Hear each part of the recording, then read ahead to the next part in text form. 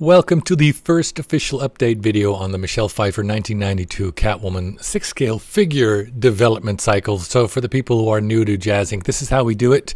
We make videos.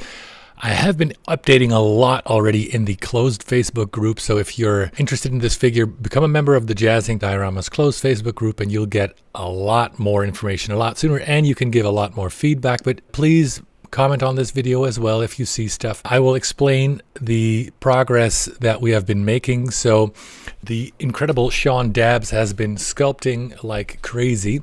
And here you see the first, what is basically the most neutral and standard head sculpt that will come with the clean Catwoman. So let me explain to you what we're working on. This is already about a month old. We're working on a couple of different expressions for both the clean figure that we will be releasing as well as the battle damaged Catwoman figure that we will be releasing. You will see examples of both. There have been questions about this, so let me explain. We will be making two figures, basically.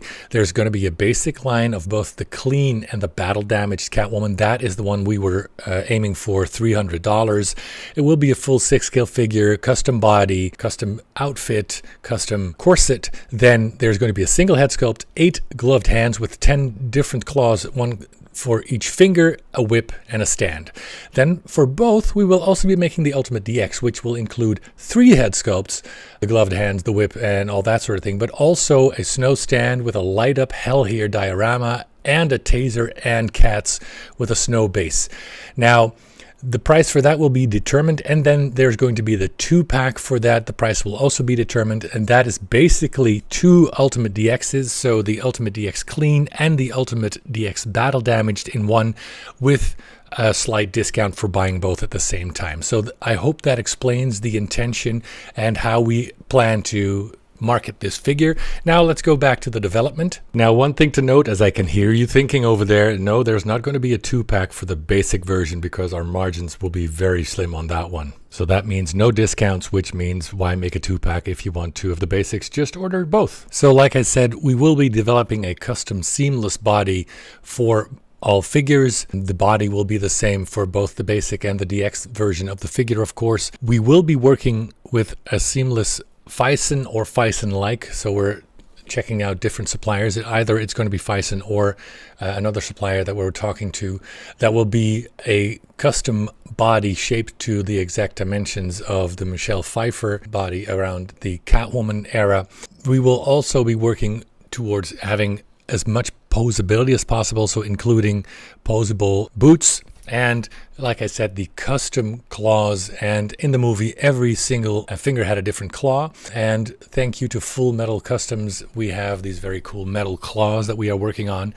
Here you see a first example of a seamless body with the pants that we've been working towards developing. The weird thing here is that on set, Michelle Pfeiffer was actually sucked into, or vacuum sucked into, her costume before each take, and then basically after a take or maybe 2, that suit would be ruined. So we have to do better. And now this is the only time where 6-scale might work in my advantage, because relatively speaking, the wall thickness of the material will be thicker in 6-scale and make it stronger. But as you can see, and this is also thanks to the posable body, the material that we found is not very restrictive, nor does it bunch up or look very unnatural, so we're very happy with how that looks. We've been working a lot for the Ultimate DX version on different expressions. Now there's basically going to be 6 sculpts, right? So there's going to be the clean version. So for the clean Catwoman, the 3 sculpts will be the neutral expression, the tongue out, and the third, which I'm going to call the meow look. You'll see that later. Battle damage, it's going to be more extreme. So this is already old news. What you're looking at here, we've gotten much further and more beyond this for the actual sculpts that we're going to show you. So here is the V1 version of the basic sculpt that will come with the basic version of the clean Catwoman. I hope you can still follow. But we've gotten a lot of feedback where we tweaked it.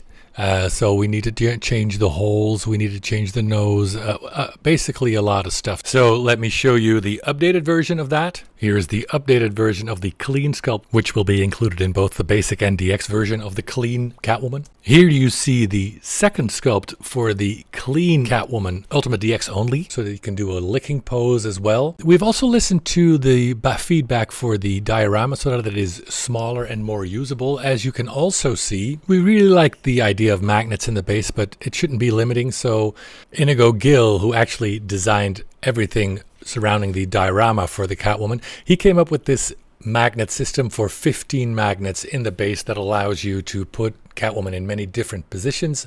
It's also been made smaller with the light up hell here signs, actual cats that will be included, and probably some actual curtains as well. So here is the first attempt at a leather corset, and we were not happy with how that looked, so we developed a new one. Here you see one more picture of the full metal custom claws and a couple of the expressions. You will see a few more hands later in the video. So moving on to the 3 expressions, 3 heads that will be included in the battle damaged Ultimate Deluxe version, including this one, which was requested a lot. And if you see the final results, you will be very happy because it looks even better than you're seeing here in the design. Here you're seeing steps of the paint process by the incomparable Viola Vitroca. So here are some steps towards getting to the 3 sculpts that will be included with the Ultimate DX version of the battle damaged, because these are all 3 battle damaged sculpts, the most neutral of which will be included in the basic. And if you want all 3, then you will have to get the Ultimate DX version. Here you see the first test pieces printed for the Hell Here diorama bases, again coming with the Ultimate DX version. We currently have Marcel Zalza making 3D prints and testing and making an actually painted and weathered version of the DX only Hell Here diorama. You're seeing the back wall, the snow piece that'll be included. And then for the basic and DX, here is the battle damaged sculpt. Again, it's the most neutral of the facial expressions that will be included in the basic version that you can buy. And then for the Ultimate DX, there will be more severe expressions, if you know what I'm saying. So for the battle damaged version, the mask will be a bit torn, just like you see in the movie. Actually, there's going to be differences between the 3 masks of the 3 battle damaged version, because as you can see here with Sculpt 2, which is a DX only sculpt, there's a difference in the mask expression and the hair that's included. Now, one of the questions that I've also been getting is whether or not we will do sculpted hair. And for now, everything is, of course, subject to change during this development cycle. But for now, we will only be doing the rooted hair like you see here for the battle damaged version and not a sculpted version. We already have too many different versions, and I think this just looks much better, much more realistic, and you don't have the Barbie hair or Barbie doll effect at all.